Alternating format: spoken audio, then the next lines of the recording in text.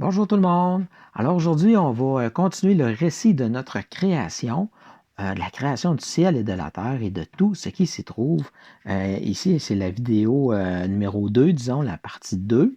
Dans la partie 1, on a vu les 4 premières journées de la création, les journées 1, 2, 3, 4. Puis on a vu là que justement, on parle de journée parce que dans la parole de Dieu, ça dit là, il y a un jour, il y a un matin, et on voit vraiment clairement que Dieu a créé tout en 7 jours, des journées de 24 heures. Et aujourd'hui, on va décortiquer sommairement les 3 dernières journées, les journées 5, 6 et 7.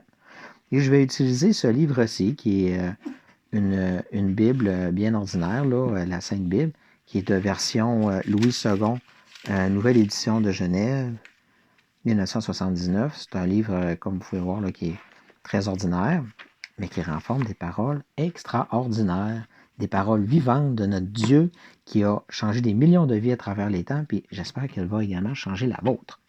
Alors, pour commencer, si vous voulez bien, on va prier pour demander la direction du Seigneur. Merci, Seigneur grand Dieu, de te révéler à nous à travers ta parole. Merci, Seigneur, parce que tu es un Dieu vivant. Tu es un Dieu 3 fois saint qui mérite toute louange, tout honneur, toute gloire, toute adoration. C'est toi, Seigneur, qui as tout créé. Toi qui as créé le ciel et la terre. C'est toi qui nous as créés. Seigneur, parle-nous à travers ta parole.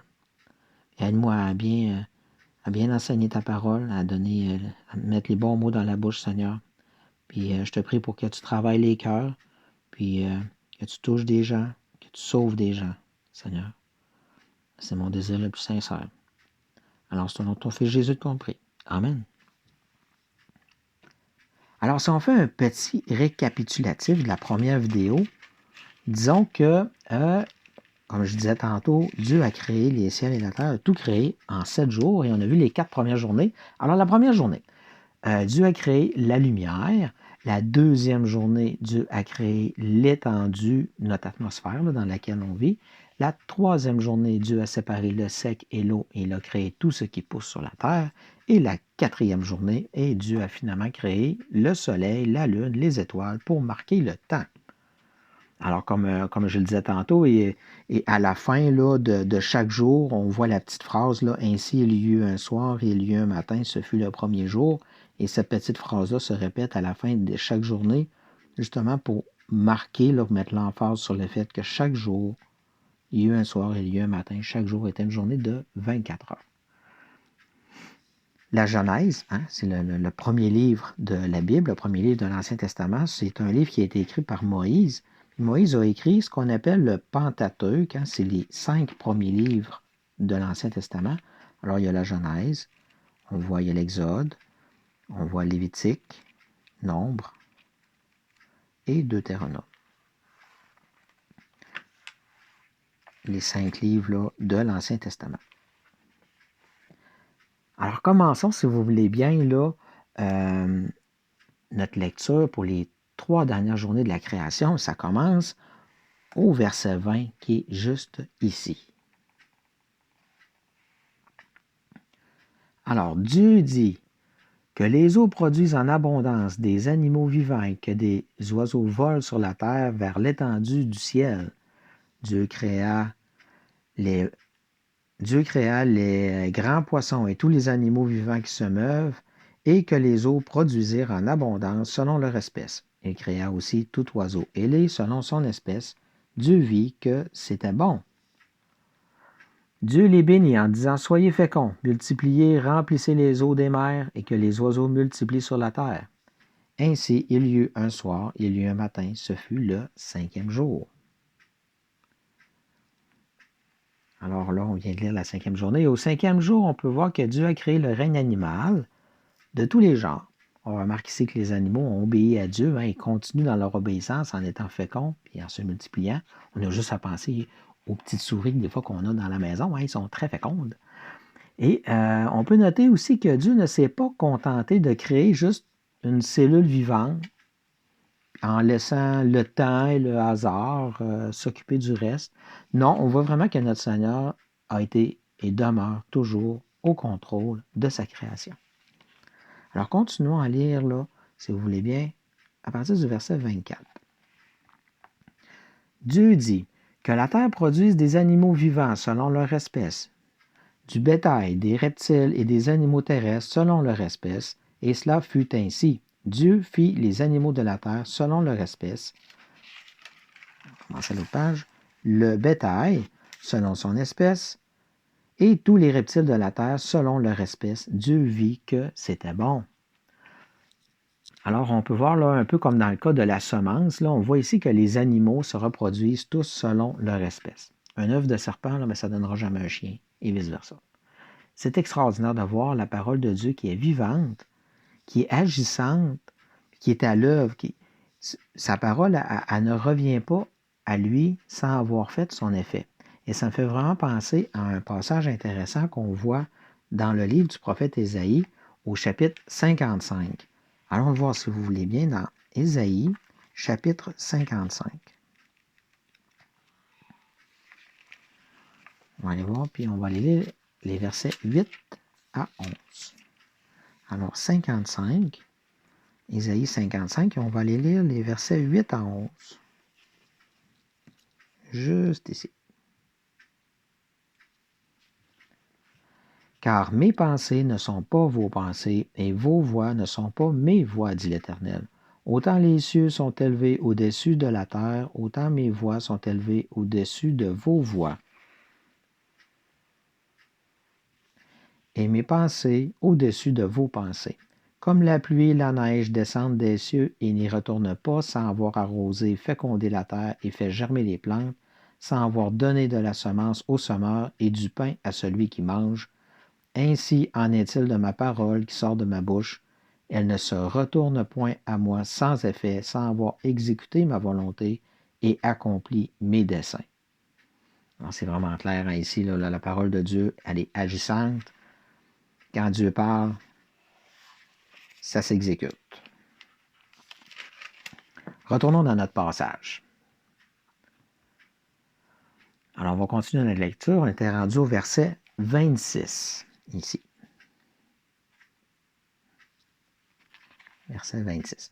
Puis Dieu dit, faisons l'homme à notre image, selon notre ressemblance, et qu'il domine sur les poissons de la mer, sur les oiseaux du ciel, sur le bétail, sur toute la terre, et sur tous les reptiles qui rampent sur la terre. Dieu créa l'homme à son image, il le créa à l'image de Dieu, il créa l'homme et la femme. Alors nous avons été créés, là, comme on peut le voir, à l'image de Dieu. Nous sommes différents des animaux, hein? Nous pouvons être fiers d'être à l'image de notre Créateur. Puis je vous dirais, ce n'est pas un manque d'humilité d'être fier d'être créé à l'image de Dieu, parce qu'on est vraiment différent du reste de la création. Continuons au verset 28.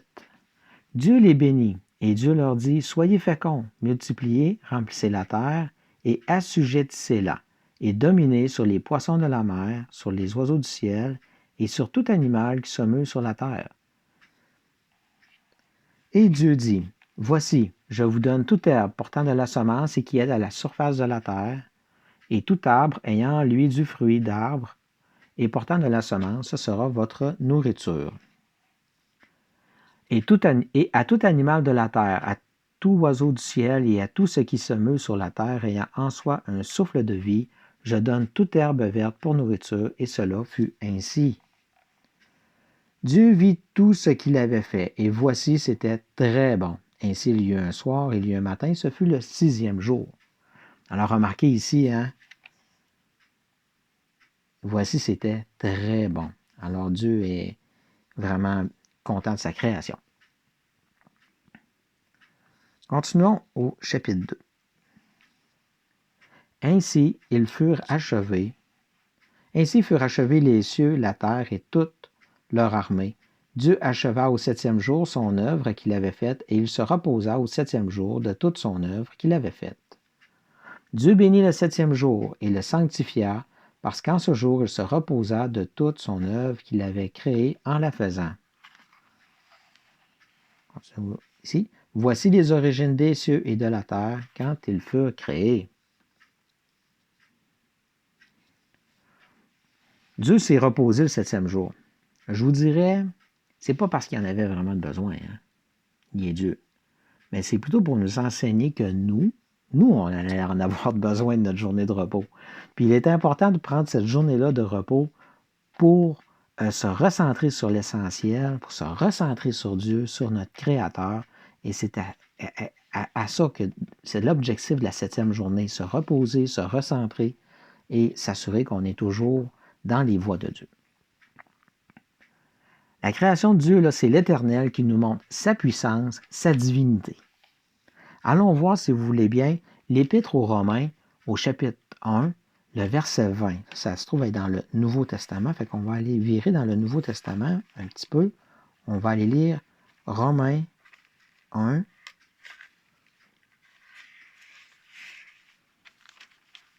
verset 20. Ici.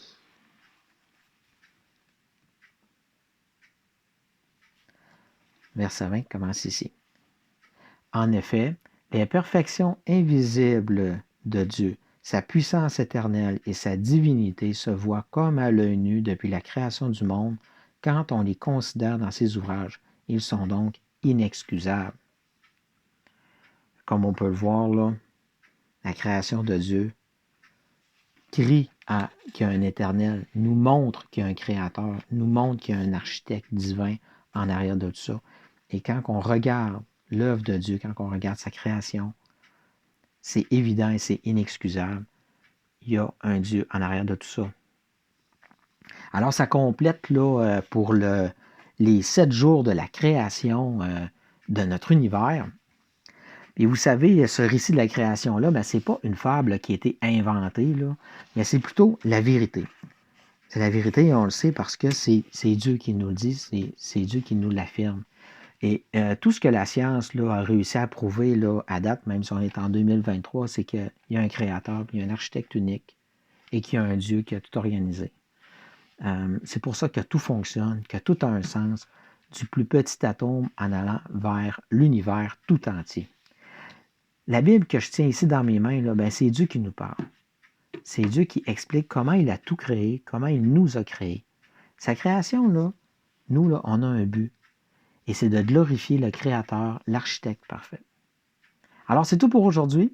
Continuez de vous fortifier dans la parole de Dieu et n'oubliez pas de vérifier tout ce que vous entendez, incluant même tout ce que je vous ai dit, en les comparant avec les Écritures, comme il est écrit dans le livre des Actes, chapitre 17, verset 11. C'est primordial de se servir de notre discernement et de regarder tout ce qui nous entoure avec nos lunettes, des petites lunettes bibliques, si on peut dire.